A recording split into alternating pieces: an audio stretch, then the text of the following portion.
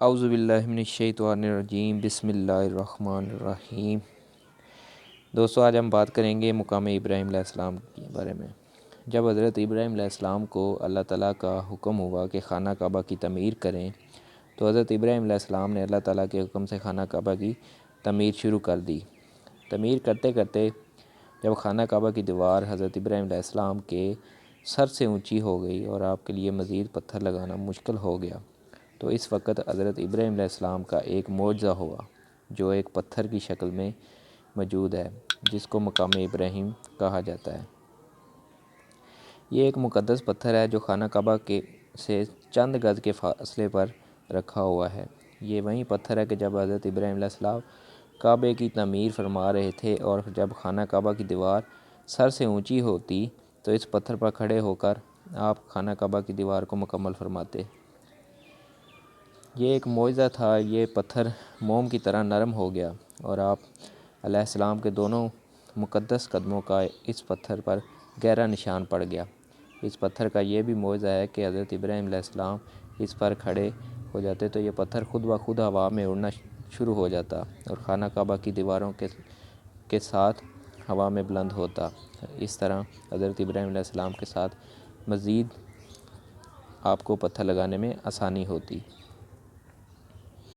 آپ کے قدم مبارک کے نشان کی بدولت اس پتھر کی فضیلت اور عظمت میں اس طرح چار چاند لگ گئے کہ اللہ تعالیٰ نے اپنی مقدس کتاب قرآن مجید میں 2 جگہ اس کی عظمت کا خطبہ ارشاد فرمایا، جس کا ترجمہ کچھ یہ ہے: کعبہ مکرمہ میں خدا کی بہت سی روشن اور کھلی ہوئی نشانیاں ہیں۔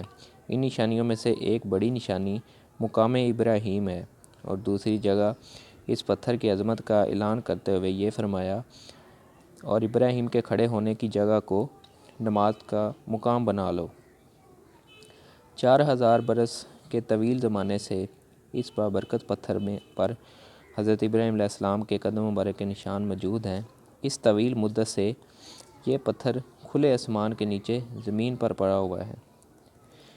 اس پر 4000 برساتیں گزر گئی، ہزاروں طوفان کے جھونکوں نے اس سے ٹکرائے، بارہا حرم کعبہ میں پہاڑی نالوں سے برسات میں سیلاب آیا۔ یہ مقدس پتھر سیلاب کے تیز دھاروں میں ڈوبا رہا، کروڑوں انسانوں نے اس پر ہاتھ پھیرا، مگر اس کے باوجود آج تک حضرت ابراہیم علیہ السلام کے جلیل القدر قدموں کے نشان اس پتھر پر موجود ہیں۔ اللہ تعالیٰ نے تمام مسلمانوں کو حکم دیا کہ تمام لوگ میرے مقدس گھر خانہ کعبہ کا طواف کرو، اس پتھر کے پاس 2 رکعت نماز ادا کرو۔ تم لوگ نماز تو میرے لیے پڑھو اور سجدہ میرا ادا کرو، لیکن مجھے یہ محبوب ہے کہ سجدے کے وقت تمہاری پیشانیاں اس مقدس پتھر کے پاس زمین پر لگیں کہ جس پتھر پر میرے خلیل حضرت ابراہیم علیہ السلام کے قدموں کے نشان موجود ہیں۔ دوستو، اللہ پاک کا شکر ہے کہ مجھے اور میرے والد صاحب کو اللہ پاک نے اس پتھر اور حضرت ابراہیم علیہ السلام کے قدم مبارک کے نشان کی زیارت کروائی۔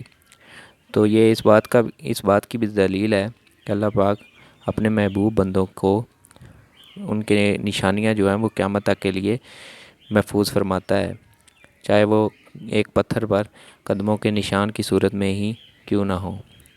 تو نبی پاک صلی اللہ علیہ وسلم پر ایک بار درود شریف لازمی پڑھ دیجئے۔